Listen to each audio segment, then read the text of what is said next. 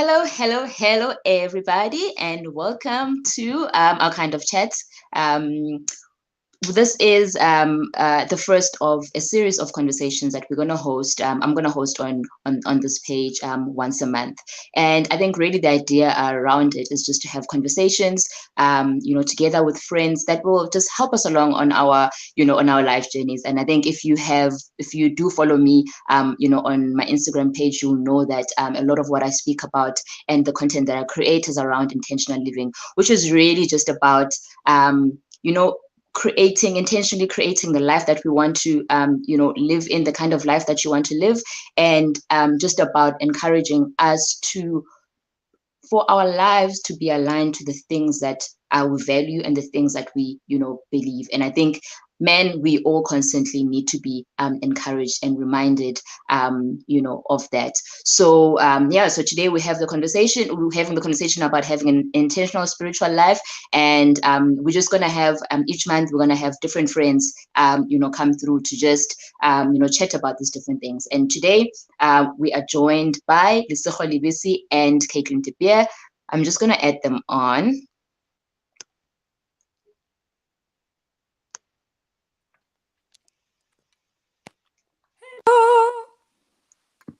Yeah. Hello, guys. Hello, ladies. Hi, everybody. Hello. How are you? I've got this fly that's bothering me, so you're gonna see me doing this the whole night. Not waiting. Intentionally so. Hello.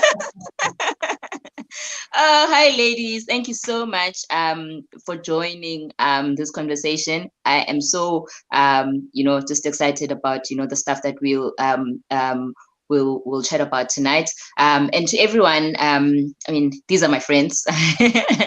I think that one of the things that I've really been privileged with in life, that I count as a blessing, like, all the time, is that I really know and I get to work with like really solid, really quality people. And I really count that as a blessing because, when I just look at the people around me, I find myself really blessed with the quality of people that that surround me.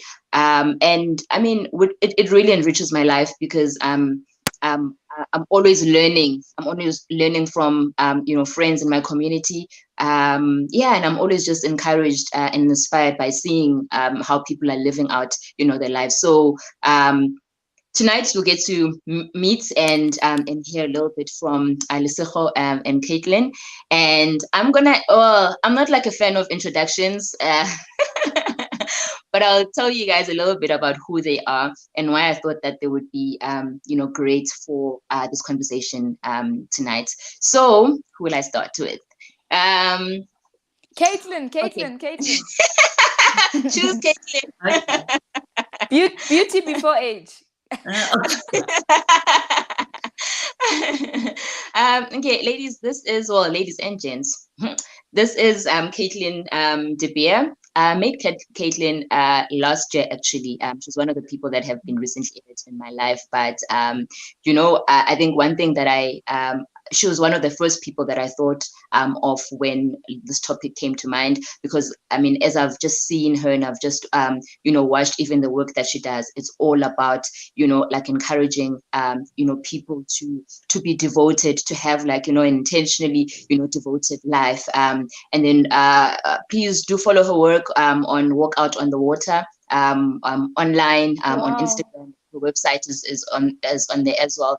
And she's created she's got three actually books out there. She's an author, and one of the probably one of her popular works is like a devotional, a ladies devotional that basically has 365 devotionals for the year. So basically this is how, if you would remember the last time we had a sleepover. Yes, there we go. I actually want to. I'm so glad that you have. Oh, is that you, Caitlin? Sleepover at the end of last year. You not see it was they're not like the same. Wow. So she didn't know who you were, but we had a sleepover at the end of last year. I need to get myself a copy after this offline. So, We had a sleepover at the end of last year, and we actually went through as a group. We went through, one of the devotionals, and basically we just like went around, asking ourselves some of the questions on there, and it was such a deep, evening of just connection, of just connecting. So I mean, I'd encourage, you guys, even if it is like in your cell groups, in your connect groups, to really, this is such a good, resource. So. This is Caitlin. I'm still at introductions. So thank you so much, Caitlin, for agreeing, to have this conversation with us. And then this is Lesego. Lesego Livesi. I have so much to say about Lesego, but Lesego I've known for quite a while now. I mean, we met probably over a decade ago, on campus.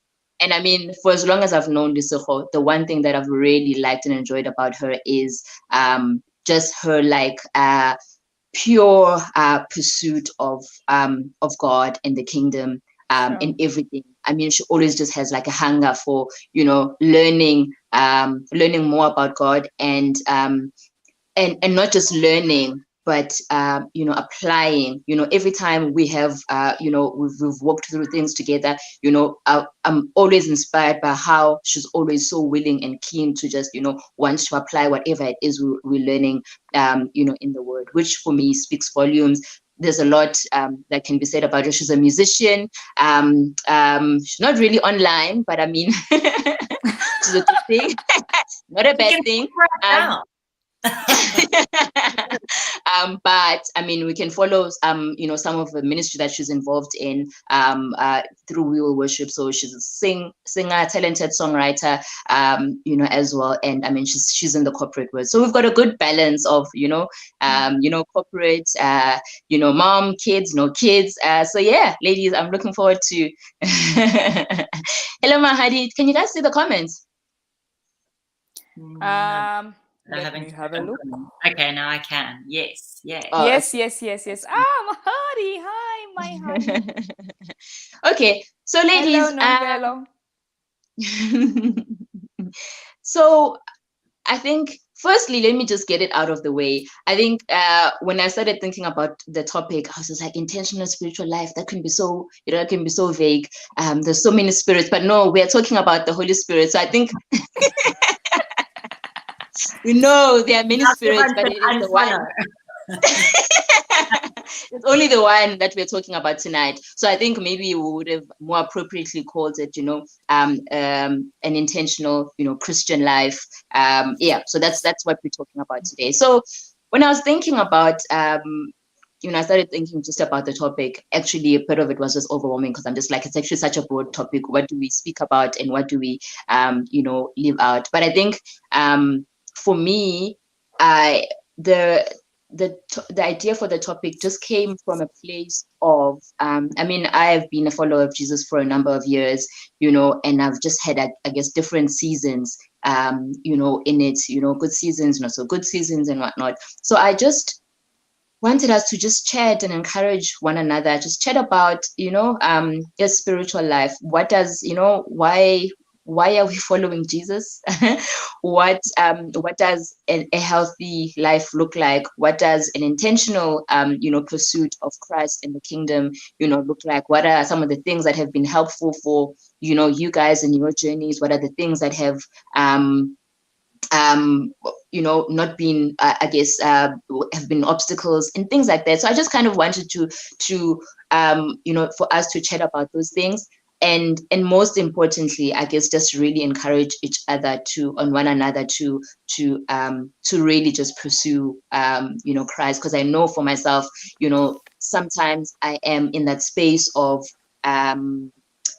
really like being intentional and pursuing, God in the kingdom. And some days, in some season, I'm just like, waking up and breathing and,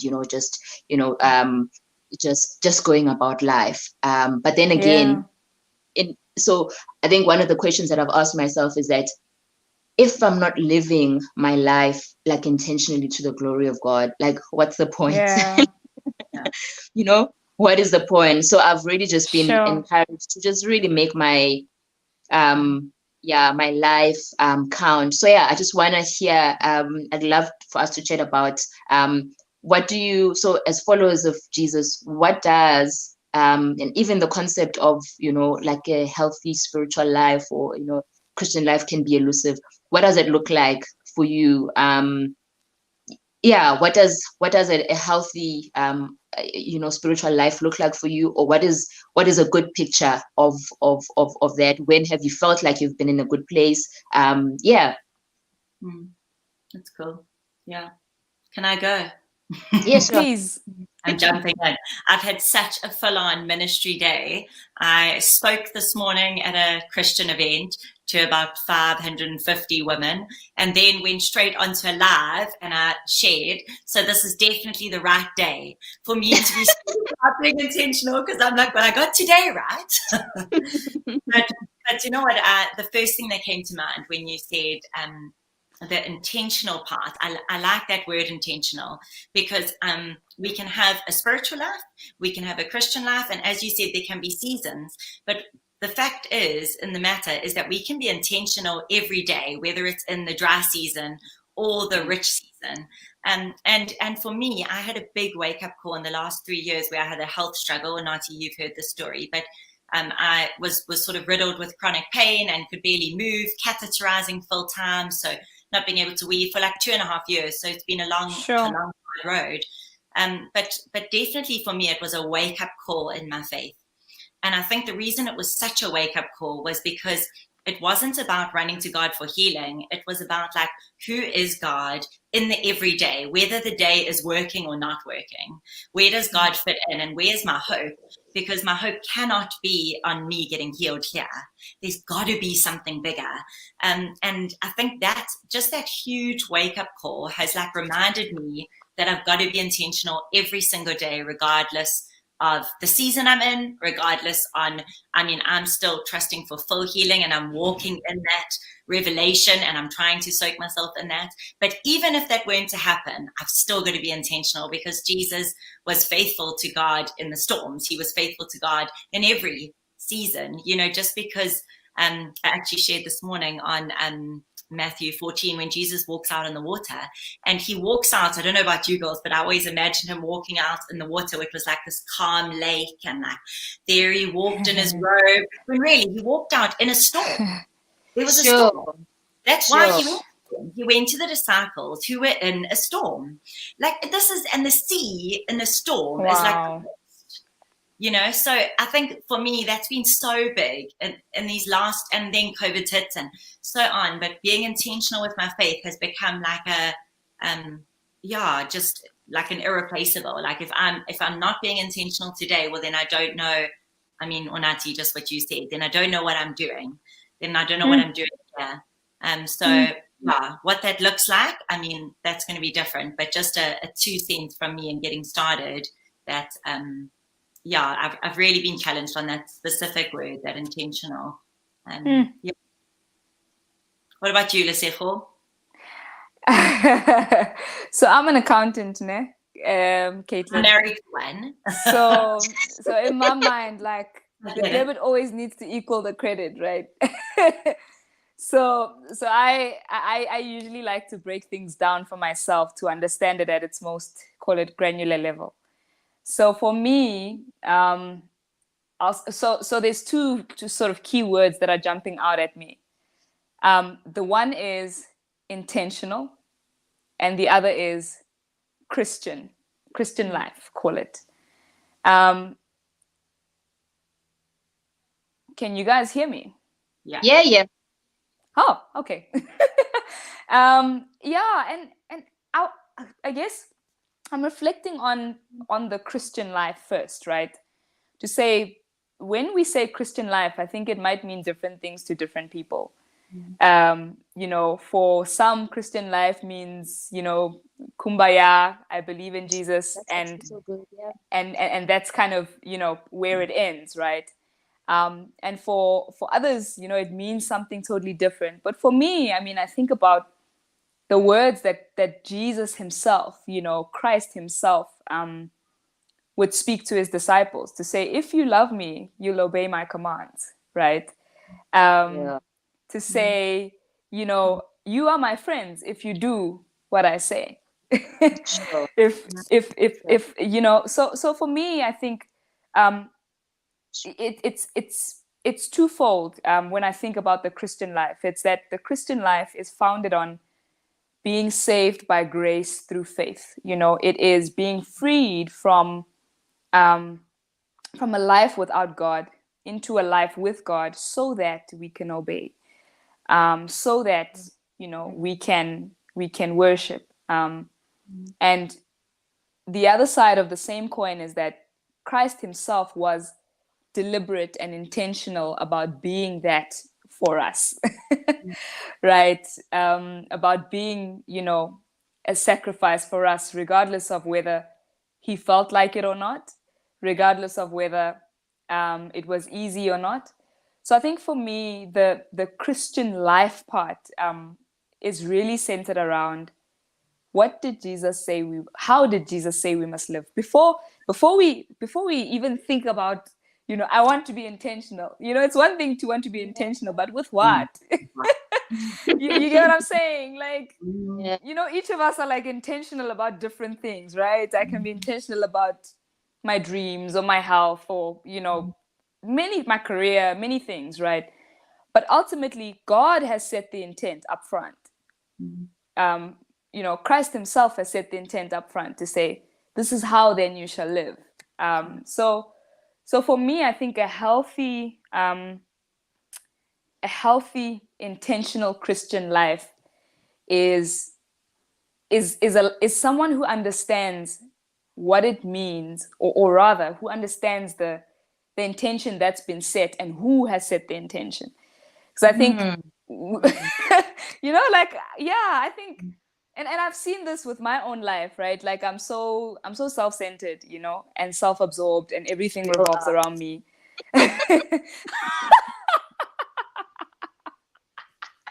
No, but that's, you know, that's human nature. So even when you think about the word intentional, it's like my dreams, my, you know, it can easily be that.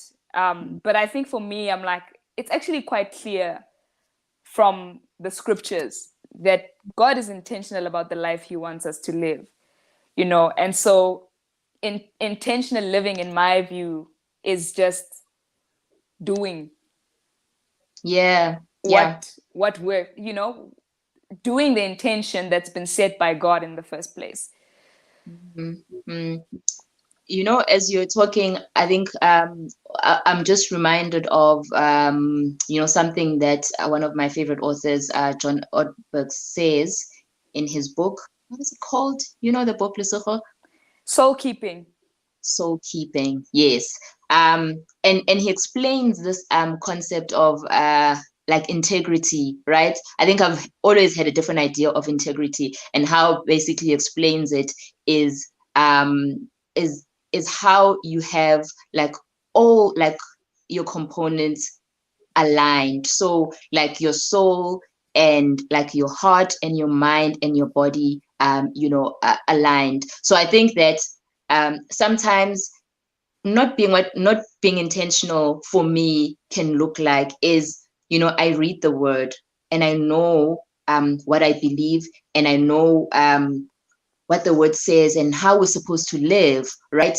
But my heart maybe is saying, you know, one thing, and my body and my actions, you know, I'm doing you know, something different, and I'm not really acting out, you know, what I believe, what my faith, you know, says. And so he calls that, I guess, you know, integrity, where your spirit, you know, is aligned, you know, to your mind, to your heart, and to your actions. So what you say, what you think, and what you do is aligned to what you believe. And I think that's something that has actually stood out so much, you know, for me in kind of, you know, navigating this spiritual, because I think sometimes we can believe, you know, we can read the Bible and believe, and sometimes maybe even just, you know, read this Bible as, you know, stories of things, you know, or just for knowledge, but not acted out. So I wanted to you know, I guess on that note, kind of just chat about. And also, sorry, ladies and guys online, if you have any questions or any thoughts, anything, please just type them through in the comments. We'll go through some of the things in the comments, and we'll see what we can get to now. So I just wanted, I think first, I wanted to find out what are the things that make it difficult, or that you found have become a challenge with you living a life of integrity. So you kind of know what the Bible says, or maybe you don't. Maybe that is a challenge. You know what the Bible says, or know what you should be doing, but you feel like, oh, I'm not, I'm not allowed. What have been some of those challenges for you ladies? For me, it's perfection. And I know it sounds counterintuitive, but the tyranny of perfection, right? Actually, for me, it sends me down like a very bad downward spiral where, it gets in the way of progress. So I end up kind of feeling like, if I can't do this perfectly, then I either procrastinate, I leave it to the last minute, or, I'll feel so bad that this thing didn't work out the way it was supposed to, that it's almost like, when a child gets burned by something and never wants to go back there again. So for me, I think the biggest obstacle in my world is perfection. That's the one thing that I can think about right now. And there's a saying that says perfect is the enemy of progress, or perfect is the enemy of good. And yeah, for me, I think what keeps me from that life of intentionality and integrity is that I'm always wanting things to be perfect, and most of the time I'm not okay with showing up and being good enough. And then either I then end up not wanting to put myself out there to do the thing that aligns with what I believe, and the fear and the perfection gets in the way. Yeah. Sure. It's interesting. I think personality comes into that so much. And just when you said that, I can see someone saying they relate. But it's, there's so much. So I study clinical psych, and so I love how the brain works, and I love personality. And when you said that, it's amazing, because I'd thought straight away that for me, what gets in the way is achievements, or my own sense of achievement, or what I think I'm capable of, which if we go back to the most sort of, I don't even know how to get my hands into the screen. I keep getting the wrong angle. I'm still going to miss it. The most common personality test in the world at the moment is called the Enneagram, and it's the most widely used. Oh, yeah. So I can probably guess what you are up front, and we only met tonight, but just based on what you've just said, I qualified in it last year, and it's an amazing tool. But when you said that, I realized that the thing that I jumped to as to what gets in the way for me is me, and what gets in the way for you is you. What gets in the way of our own faith is our own stuff, Sure. our own sort of default, because for me, mine is achievement and being capable that I want to run ahead of God often within my own ability, rather than actually saying, but God, what do you have for now? Or a big word for me this year has been co-labor, what's God doing and how can I be a part of that? Not just, sure, I think I'm capable of doing this, why don't I just write another book?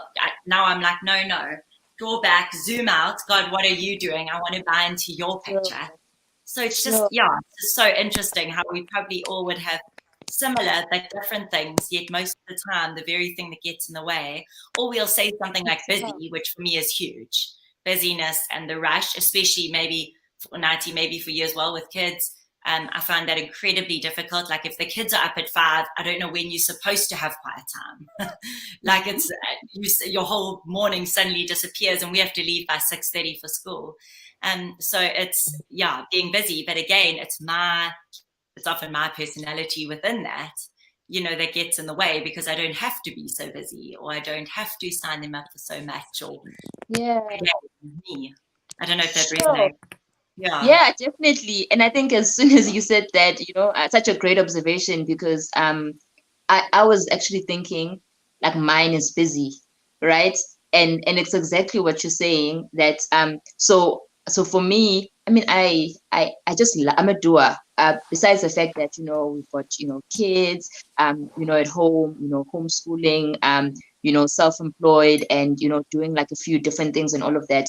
Besides, I guess, just my natural responsibilities, I'm just a doer. Like I thrive in doing. I'm passionate about a lot of things. I do a lot of things. So if something needs to be done, like I'm there putting my hand up.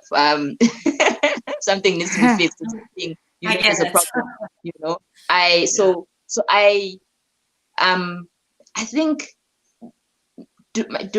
I could say doing is a strength, but then at the same time, it's a weakness. And just listening to what you're saying, then it can actually become an obstacle, to me, just kind of slowing down and connecting, with God. I find that for me, it is busy. I have, every day I wake up, actually by the time I sleep, I'm like thinking, oh my goodness, I'm thinking of the things on the to-do list. And as soon as I wake up, it's just like, oh my goodness, so much needs to be done. Or I have this and this and this and this, you want to jump out of bed and get onto the to-do list. And the to-do list never ends. It never ends. Something? Yeah. Like, do you think that like your doing is part of you being intentional, but just a matter of like allocating your energy and prioritizing? Or do you think that doing less would be more of a better representation of intentionality in your world? So I think that it is a gift, right? But a gift that needs to be managed and stewarded well, because it can be, I think, as with anything, a good thing that's kind of not stewarded well can end up being dangerous and not being stewarded anymore. It's like what they say. I'm just trying to think of what the saying is, but talking about like a fire. When the fire is like contained, if you light up a fire and contain it, to warm yourselves up, it's great. But the same fire, if not contained, can destroy lots of stuff. So I think it's a gift, but stewarded maybe well and controlled well can remain a gift, but also has a potential to then be the opposite, serve the opposite of what it's supposed of what it's supposed to be, and kind of the thing that stands in the way between that was such a great, I guess, observation. Now everyone's going to be like introspecting and going like, so what happened now? So what is it? The three of us. Don't do that, guys. Dangerous. Now we don't need to go pay for therapy. We've got homework, right? Yeah. And Caitlin, you were talking about I guess spiritual disciplines earlier on, and I'd love for us to, I guess, get into that conversation. So I think for me, when I got saved, when I became a follower of Jesus, eons ago, I remember going through Bible school, and one of the modules was, spiritual disciplines.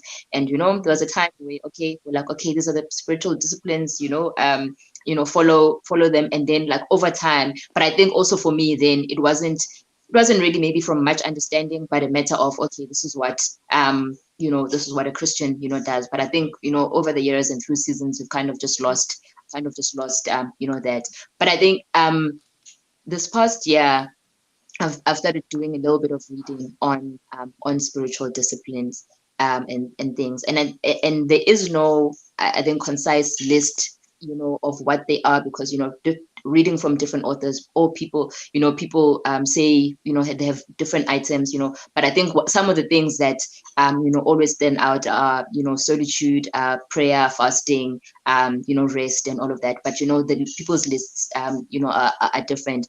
But I think, for me, one of the things that stood out, I was reading recently, I read a book by a guy called John Mark Comer, and then I've just been following, I really enjoy his work, and so I've just been following more of his work. But there's a thing that he does on spiritual discipline.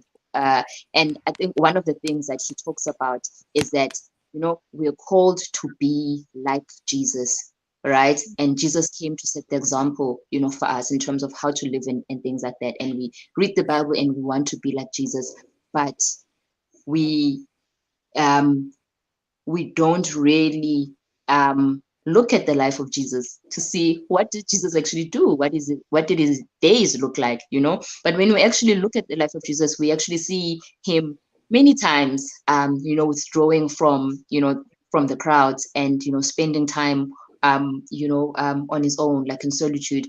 And even in moments, I think, in moments of success where he should have been there, like, celebrating, the successes of his ministry. There's a part in scripture that talk about, when they've just healed, many people, and instead of just remaining there, he withdraws to go, and spend time, in his own. And he constantly is inviting the disciples to say, hey, come away with me, and he's, he is praying, he is resting, he is, like all these things, he's fasting, all these things that we see in scripture. But it's almost, I think, like a light bulb, came on to say, what, we don't really study the life of Jesus to say, if we want to be like Jesus, maybe we should do the things that Jesus did. So I really love I guess so.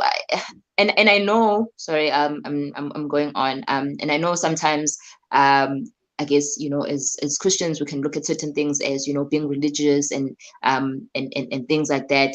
But I just wanted to hear from you guys. What are your thoughts on spiritual disciplines?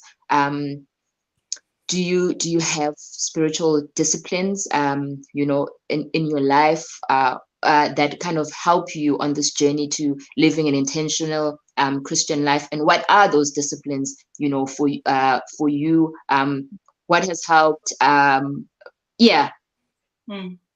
It's a good topic, I think. And if you don't mind me going, Noseko, I just, while you were speaking now, I was thinking how, again, it was actually something I spoke on this morning about the life of Jesus. And I mentioned earlier, so I said that he, I don't even know if I said that he walked on water, but obviously, yes. That part, he walked on water. But actually, the reason I brought up that scripture this morning in this talk was because I say there's something that Jesus knew, because he was fully human, just like us. And yet he did miracles like that make us think that he was God on earth. But he wasn't. He was like us. He was human, and sure. And he did these miracles. And when I did this firstly as a preacher, now I've often like pull it into talks or stories or wherever I'm speaking. But what I often say is, what is it that Jesus knew that we didn't, that allowed him to do things like walk on water, something that we think is like funny, if someone said like, I'm just going to go and walk on water. And the big thing is that just before that, John had been beheaded, and Jesus then said, it says he withdrew to a quiet place. I mean, it's his best friend, obviously, huge moment. And then the people followed him. He healed their sick and said he had compassion on them and healed their sick. And then he fed the 5,000, casually. And then it says again, he withdrew. And then he walks on water. it's the things that happened in between each big moment was that he withdrew to be with God. And for me, that's been so big. And I'd say in my spiritual disciplines, I think they change all the time. And I think, I don't know, you guys can tell me if you think I'm wrong, but I would say they should change depending on the stage of life that you're in, because there will be, like, if I think back to Varsity Days, I also worked for Every Nation, but in Stellenbosch. And I mean, then it was like full on, you know, that's all we did all day was, you know, worship meetings and fasting for 7 days. And that was amazing. If I fasted for 7 days now, I'd definitely die. No, I could never. I could never chase after my Just try it, Caitlin, you know. Let's see if you will do that. Different seasons for different disciplines. I think there will be a great season, and for that discipline to be established again, or maybe God will plant a desire for a certain discipline. So I know for me in the past season, obviously I wrote this devotional, so then I had to read the devotional. I wrote it very fast in like a 5-week period. So when I was reading it, it felt like I was reading it for the first time. So for the first year, I read it with everyone. But the amazing thing that it did give me with the daily devotional is that it creates a habit for you. So even though it's such a short amount of time, it creates the habit and you get to then add to the habit. And that was amazing for me, using a devotional as the base. And then last year, I actually decided to read the Bible in a year, just because I hadn't done that before, like finding a plan. And this year I will. And I was about to say I did it, but it would be inappropriate to lie here in a spiritual discipline conversation. But I'm still very close. I'm 1 month late and I'm nearly done. So when I tried, we're still in the first 10%. I've been doing well, but I've sort of fallen off the bandwagon over December holidays. But we started at the beginning of Feb, so I'm a month late last year. I mean, but I'm going to finish. I should wrap up this year. But this month. But that for me has become a discipline as well. Is trying to. If I read my devotional, I find I read my Bible. It's like the devotional makes me have the official time every morning, and then my Bible's there, and I know what I've got to read. And for me, just a challenge within that, just to share in terms of the discipline, I think we can get a kick out of saying, like, I read my Bible every day. But I find if I'm preaching, I read my Bible a lot more naturally, because you're prepping, for hours on end. But then I'm prepping for a different audience. I'm not trying to understand it for myself, and I'm not asking God, like, I'm not just sitting with the Lord. I'm asking him for a specific message, or I'm studying into a certain book, which are great disciplines in general, but it's not going to necessarily build into like my spirit man. And so for me, I've had to really try and balance that out with, cool, it's great to prep for a sermon, but maybe I must do that not in my quiet time, like do that in like an afternoon as work time. So sure. Caitlin, just to follow up on what you're saying, I'm curious to know. So out of, I guess, the few things that you've mentioned, what has been, I think, maybe this is not a good question, but I want to ask, what is the one thing that you feel helps you like a lot when it comes to like connecting, with God and feeling like, you are, and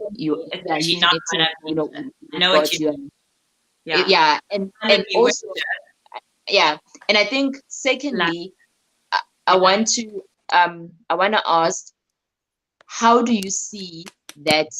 How does that help? How does that translate into your everyday life? And I'm asking this because I think that, and I in myself is something that I'm always constantly reminding myself of is, as we do these things, right? So whether it is praying, reading the word, fasting, being in community, resting and whatnot, these are good disciplines and habits and good Christian disciplines and habits, but they are not the end, right? It's not, a good Christian reads their Bible, a good Christian prays, but it's more, they're more vessels, or they're more a means to the end, right? So once you've read your Bible, then what? Once you've prayed, how does that apply? How does that translate in your life? So I guess I'm just asking, what is that one thing that makes you feel more grounded, and then also how have you practically seen it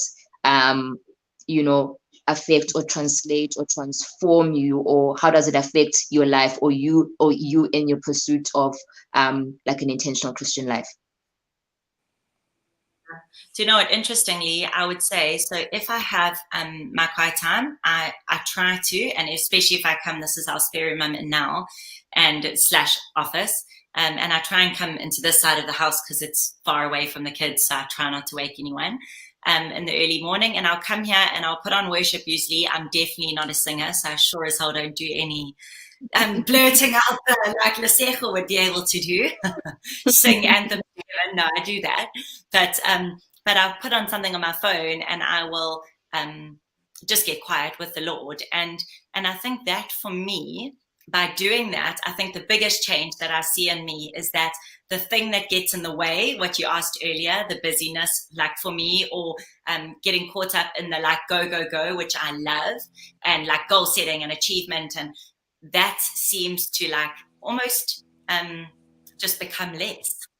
It's like the things that I find difficult become less. It's like I become more, I suppose, tuned in to the voice of God, and I find it easier to go slower, and I find that I'm gentler, and all the things that in the world I might not be, I suddenly am. Like, yeah. So I'd say that's like the biggest thing for me. I can genuinely see a difference on days like that. Like without a doubt, I'm just, it's okay. If I want to have a nap in the afternoon, cool. Whereas that's not my natural wiring to be like that.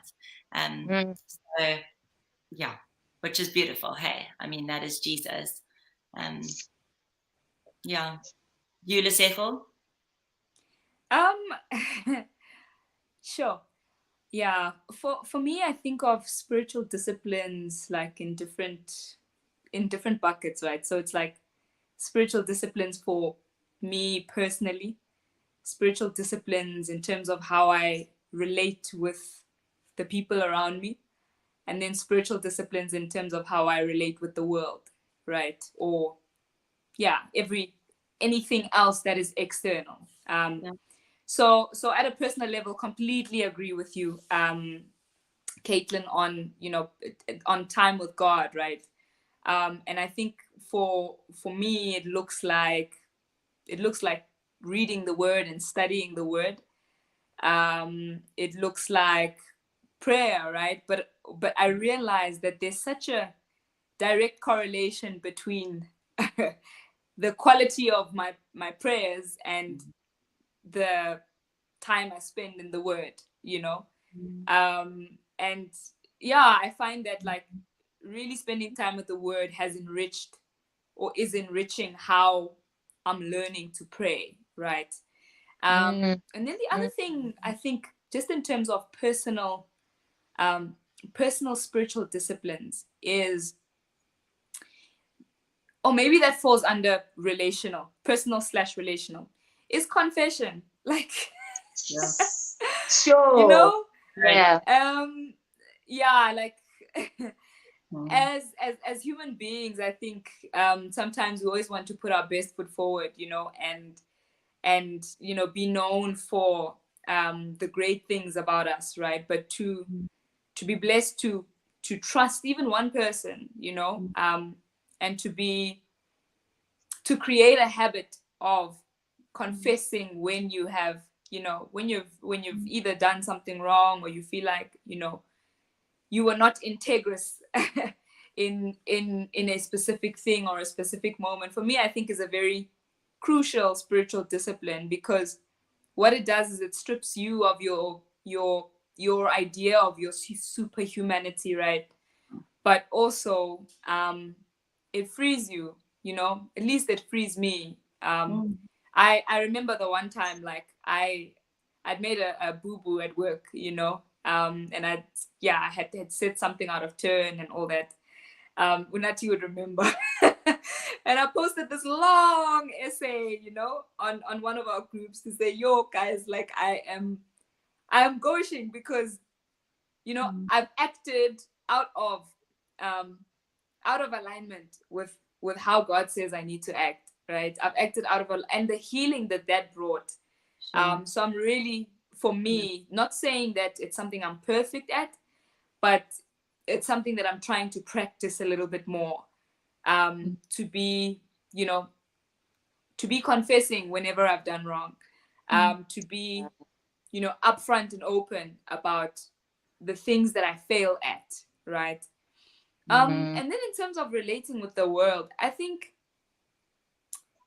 a spiritual discipline for me that is important but not often seen as a spiritual discipline is seeing the need around you, right? Seeing the people around you. So whether you are in corporate, in ministry, a stay-at-home mom, whatever the case may be, but to have having that discipline of like seeing, being deliberate about seeing things outside of yourself, because I think sometimes the rest, the prayer, the reading the word and all that can be very, call it inward edifying, which is a good thing. But I think, we are people who live in the world, and the world is full of suffering, the world is full of needs, the world is full of cultural narratives, right? And just to be able to form that discipline of reflecting on how you relate with the world, right? And consulting God in his scriptures to say, God, how should I be seeing, for example, in my line of work, how should I be seeing diversity and inclusion in the workplace? If I don't create that discipline, then I'll get those aha moments from time to time, but it will be harder for me, I think, to live the kingdom, even though I can pray and I can, do the personal things well. Bless you. Do the personal things well. But so for me, I think it's spiritual disciplines are layered. It might start with the personal, but it almost needs to expand as we go. And then the last thing I think for me is enablers, right? So I think about what are the things that enable you to do the things that you have to do, or what are the things that disable you from doing the things that you have to do.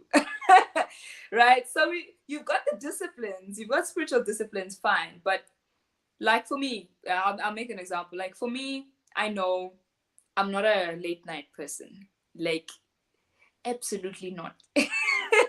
If I sleep late, or if I don't get enough sleep, then I know it's just a ripple effect. Forget about spiritual disciplines the next day, right?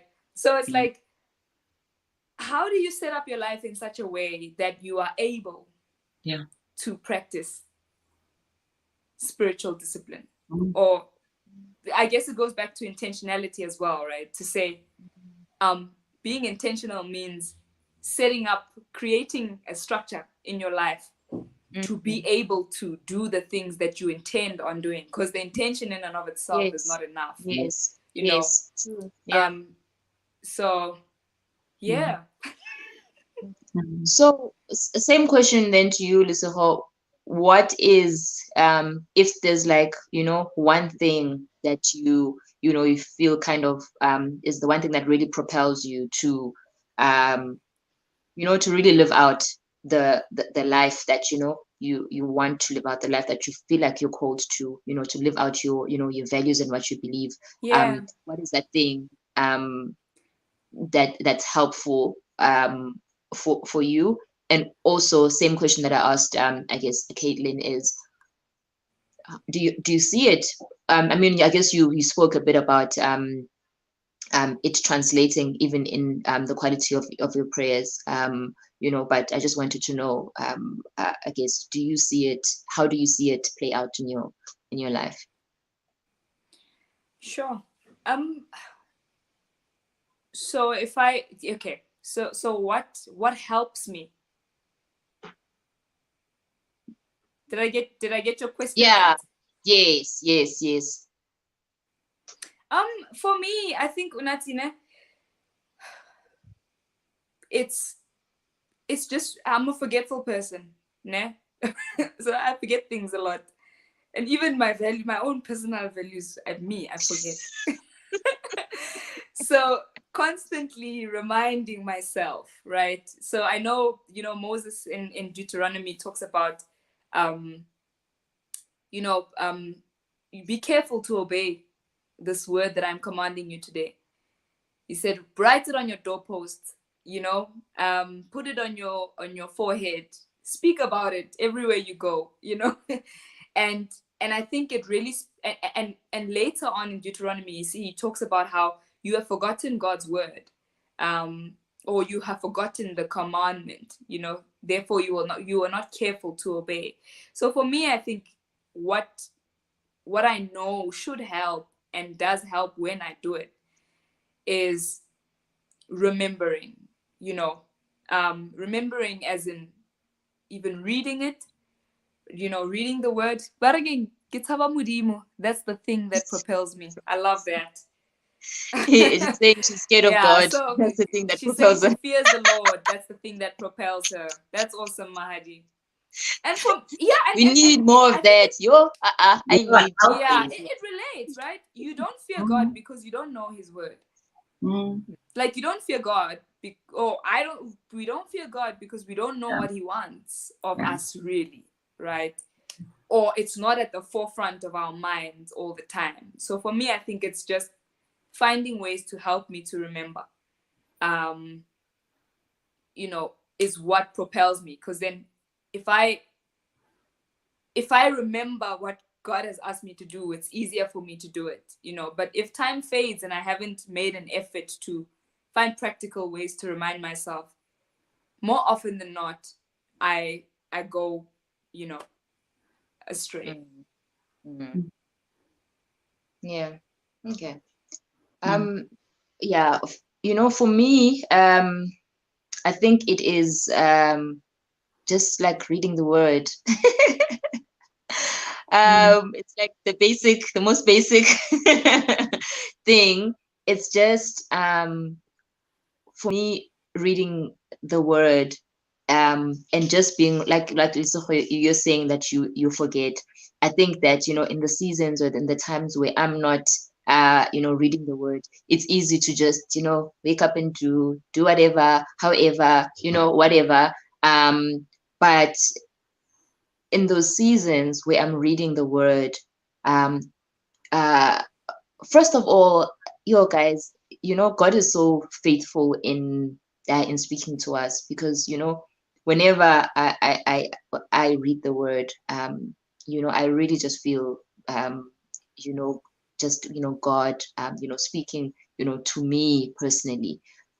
So it's reading the word for me, that reminds me of what this call is all about, what following Jesus is all about, what is this life that I've signed up for, and what this life of the kingdom that God has created and called us into. That's what kind of helps me stay grounded, reading the word, because in those seasons when I do, and I mean, like I said, I'm a doer, so and I'm a very like practical person, so I read for understanding, and I read to find out what the will of God is, and so that His will may come to pass in my life and in the people around us. So it's in those times when I'm studying the word where I am just like, okay, Lord, I'm reminded. Sure. Am I am I being kind? Am I displaying the fruits of the spirit? Am I what is God saying about the poor around us? What is God saying about these things? So there's nothing else that reminds me of that besides just literally just being in the word and remembering the life that God has called us to, and what God is the life that we're called to, essentially. So for me, it is making time making time to be in the Word. But because of my business, but the way my life is set up, it's my business that actually stops me from from getting there. But Sure. as I'm speaking, Lord, I'm remembering this quote. I actually don't know, not sure who it's by, but it says like if you're too busy. I think if you're too busy to pray, or if you're too busy to spend time with God, then you are definitely too busy. But do you know what, Onati? I mean, as you said that, I was just thinking, like, if the devil knows that you're naturally wired like that you naturally are a go-getter, and then of course he's going to use, like, he uses the easiest tactics to draw us away from God. He uses the very way that we were made, it's because that's like such an easy one. So it's almost Sure. like saying out loud that that's how you made, you can immediately be like, and Sure. obviously, so that's what the devil's using. It sounds so stupid. Like, you said it earlier that it's strength, but that it can be a weakness. I think it's only a weakness when the devil uses it as a distraction from God, because you're made in his image. So it's not a weakness. It's just, it cannot obviously be elevated above God, which is what the devil's trying to do. Like, I'm too busy for God. And so it's a distraction. So it's, I think almost just by like acknowledging these things sometimes is so healthy, because you can then actually move somewhere from there. Not you, all of us, in saying what we've been saying, to say like, that's the thing that I need to be doing. And that's when God speaks to me. Well, then that's what I need to be doing. Why am I letting the devil in, to that space of distraction or of whatever it is? Sure. Ladies, we've been going on for almost an hour. Can you believe it? Okay. I'm going to ask, I think, just one last thing, Jeepers. I just feel like, we could, especially when it comes to spiritual disciplines, I think that actually just deserves a conversation in its own. But one thing that I think I just wanted to get your thoughts on, right? I think that for me, in my walk, one of the things that like really discourages me at times is trying to live out, right, this life, and trying to to be obedient to the word, like Lesotho was saying, and trying to pursue the kingdom, and yet at the same time obviously being in the world, and just feeling like the things that you're called to do, the things that you are like everything is basically against the grain of the world. Like, it can be exhausting, it can be it can really just be tiring. One, I just wanted to ask, how do you guys navigate that, just trying to live out who you are, when who you are, and what you're called to do, and everything that you believe is against the world, whether it's in the workspace for you, Lesotho, and then just I guess to follow up, maybe you can just make it one answer, or answer either or. I just wanted to find out what has been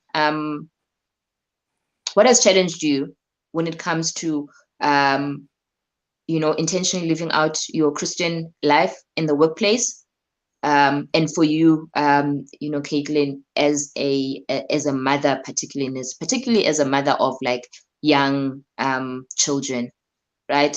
Because I know we have obviously all these ideas of maybe wanting to spend 1 hour, 1 hour quiet time, or all these things, but that aren't sometimes like a reality for you when you are a mother of young ones, especially when they're demanding you, they need your energy, they need your time, they need your everything 24/7.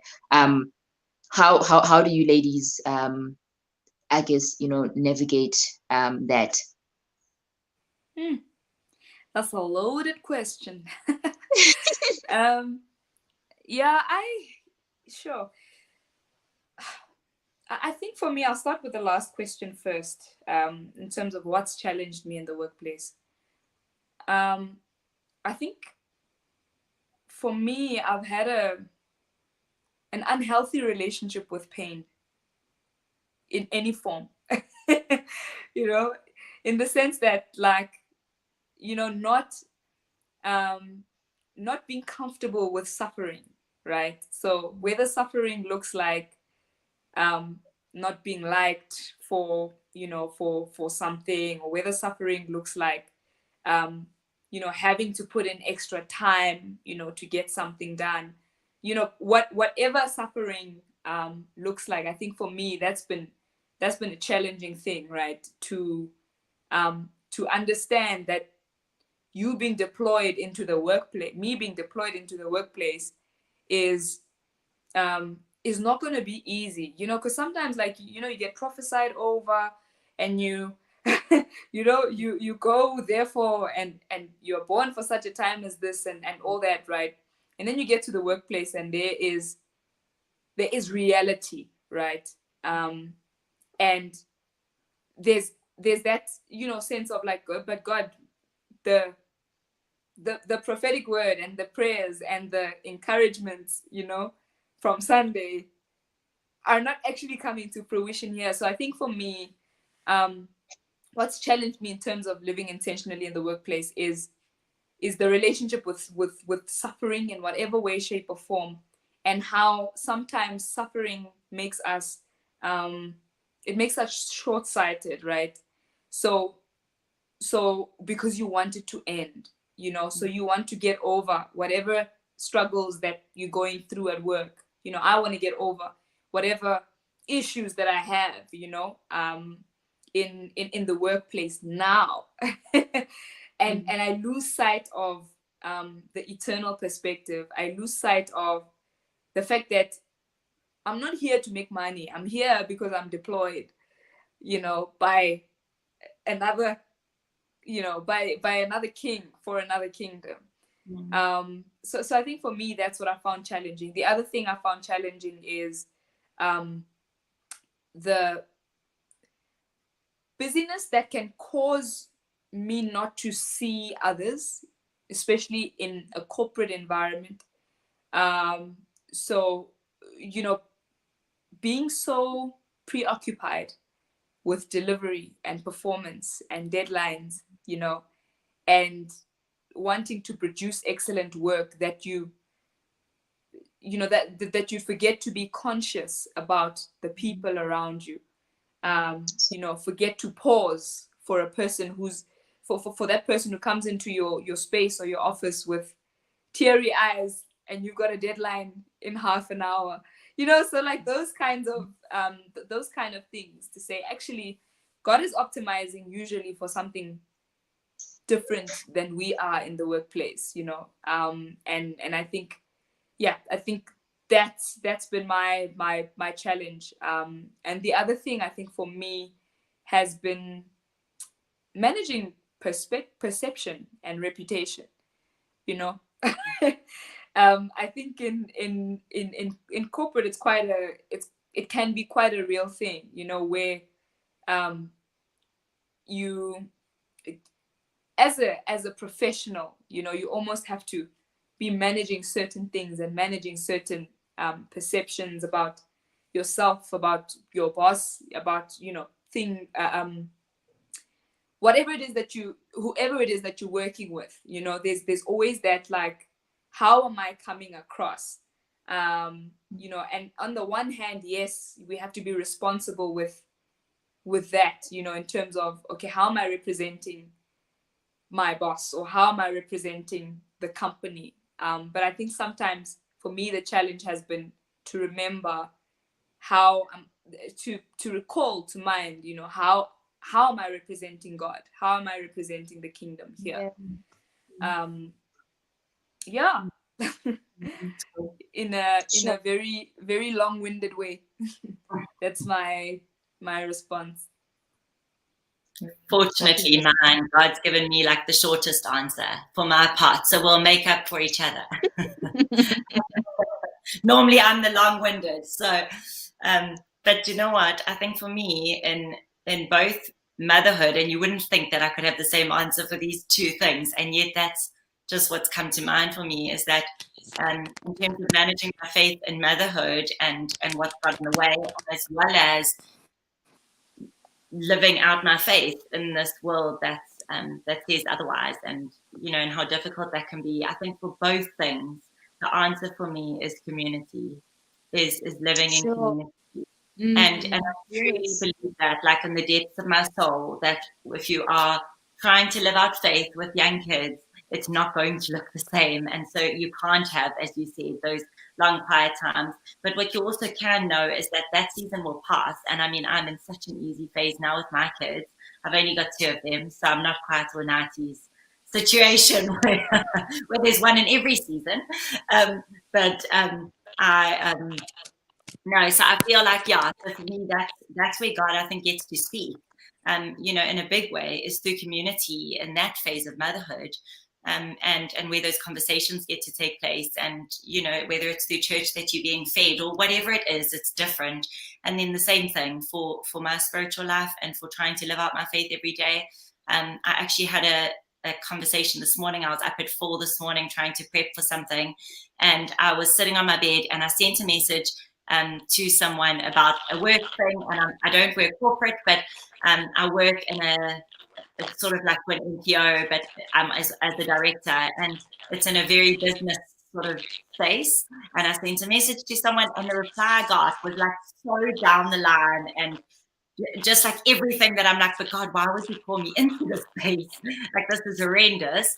And yet I immediately sent the message that I got to one of the other directors, who, my whole team are these just the most incredible godly men. I'm the only woman, but they're all much older than me. And he literally replied with like sound godly advice.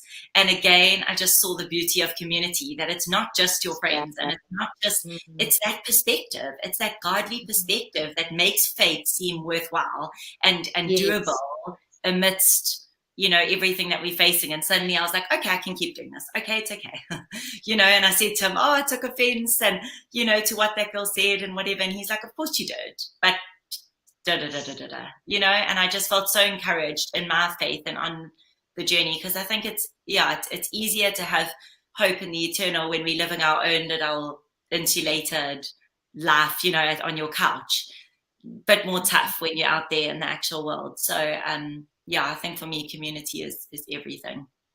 Yeah, no, that's such a good one. I think for me, like I said, I think at the beginning of the conversation, is that community has just been one of those things for me from, the day that I decided, to walk this journey. I've always just been surrounded by, amazing people, which helps me and which also like picks me up in the different seasons, people around me who are there to inspire me, who are there to be an example, who are there to, even when I'm having those, seasons of, valley seasons, but just because I have such good quality people, around me, I'm able to, constantly be, be kind of, encouraged, be, sorry, let me just let Lesogho back in. Yes, so what's happening? Just hold on. There we go. Okay. Hello. Sorry, we're talking about community, but yes. And yeah, on the motherhood. Mothership, mothership, friendhood and mothership. Yeah. I started reading a book, today, actually this morning, which resonated so much with me, and which just started, giving, just, putting on all kinds of lights. It's this book by Catherine McNeil. I forget what it's called. I don't know if you've seen it. Lesogho, I think your mic is okay. There we go. Cool. But she basically talks about basically talks about how motherhood basically is a spiritual discipline. As motherhood is a spiritual discipline, but she talks about we I think as mothers will kind of discount what we're doing as mothers, and also how we will want to hurry to finish up with the children so that we can spend time with God, so that we can do other things, important things. But the work of being a mother is a ministry in itself, because your days, and especially with young children, your days are filled with service. They are filled with sacrifice. They are, day in and day out, you are pouring yourself, out.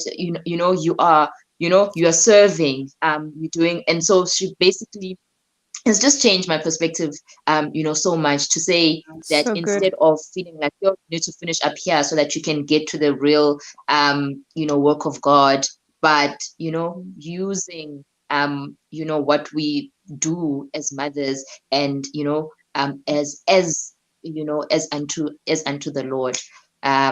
So I will. I forget what the book is called, but it's by Catherine McNeil, and I wouldn't know. Yes, but anyway, I will write it in the comments. But yeah, on that note, last thing, I just wanted you ladies to ask if you have any resources, books, tools, or whatever that you can share, things that you feel like have shaped your spiritual life, your spiritual journey, things that have kind of helped you in your journey. I'm gonna just throw one in the mix. There's a book on parenting, and it's called Loving Your Kids on Purpose by Danny Silk, and it is by miles the thing that shaped our entire parenting philosophy. And it's all about, it's a Christian book, and it's absolutely phenomenal. So I don't read a lot of Christian books. I read a lot, but mostly novels. But that for me was just unbelievable. And there's a course as well, like an online course you can do with it and whatever. So called Long Days of Small Things. Cool. Did your husband send you that? Hey? Yeah. Did your husband send you that? No. I've got my phone. I just looked it up now. Just imagine mine would do that, like listening from the other room. Yeah, for me it's related to work, but two books. One is called Every Good Endeavor by Tim Keller. It really changed my perspective in terms of how, because we spend a lot of our time at work, and sometimes we want to have spiritual discipline for like the hour in the morning, right? But what that book has helped me with is just understanding what God's narrative for work is, and how I can apply call it spiritual disciplines for lack of a better word in the workspace. And the other one is a book called The Call by Os Guinness. And that is, that's been a really, really life-changing, perspective altering book in terms of how I view calling, how I view purpose in Christ, and how I view how that works itself out in day-to-day life. So I think those are the two resources in terms of books. And then the other blog that really is very helpful for me is a blog called Desiring God. It's quite challenging. You probably know it, but John Piper. You always get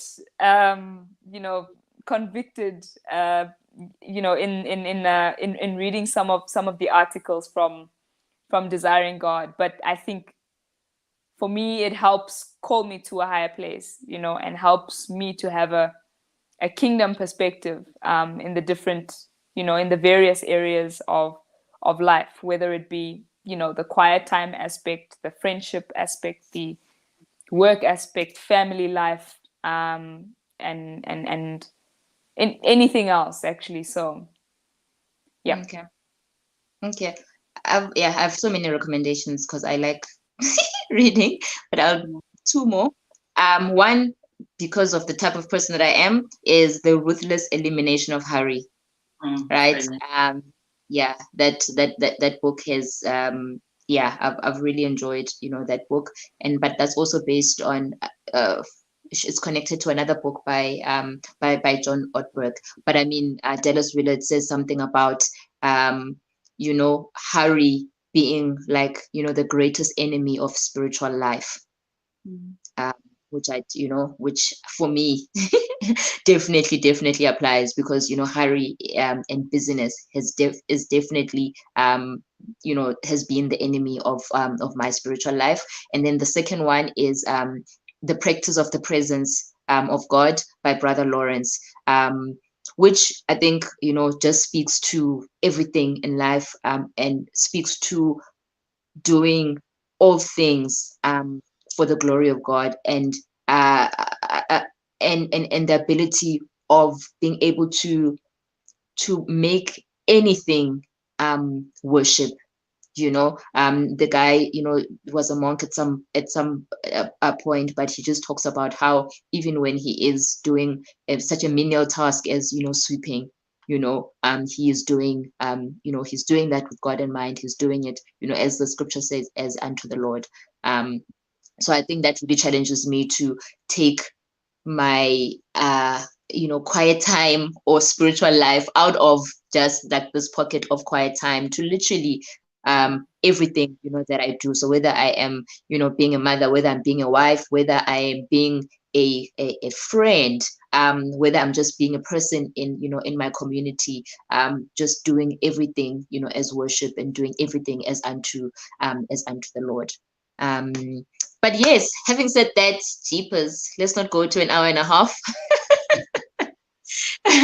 Ladies, thank you so much. I would definitely love to continue this conversation. I love just sitting in I loved sitting and just listening to you ladies just share your experiences and just share your thoughts. And thank you so much. And I pray that it has been a blessing to the people that are on, and to everyone else who will come across this live, that God would continually remind us to be those people that live a life of integrity, where we don't just say things or believe things and not do and not do them, or not go after them, or not be intentional about living out their life and doing the things that we believe, or being obedient to to the word. But I pray that for each and every one of us, God may encourage us and inspire us and continually remind us to abide in him, because ultimately we can only do this through abiding in him, through being connected Sure. To him, so that we also that we may always find ourselves in that place, so that even as we do things, we're not doing it out of our own strength, but doing it from an overflow, and doing it from a place of of knowing the Father's heart, of being with God, being with Jesus, and from that place going out and doing the Father's will. So thank you, and thank you so much. Thank you, Nahari. Thank you for having us, and thank you, all of our friends on the line. Gugu, Mahadi, Nomvelo, the Nachos, Tembi, Tineo, Kitumeti, Lebo, etc. Jenna. That is Lesotho. Yes, seeing everyone. Love that, Lesotho. Thank you.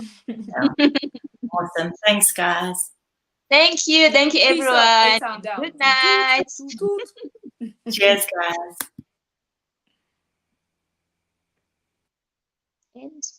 End.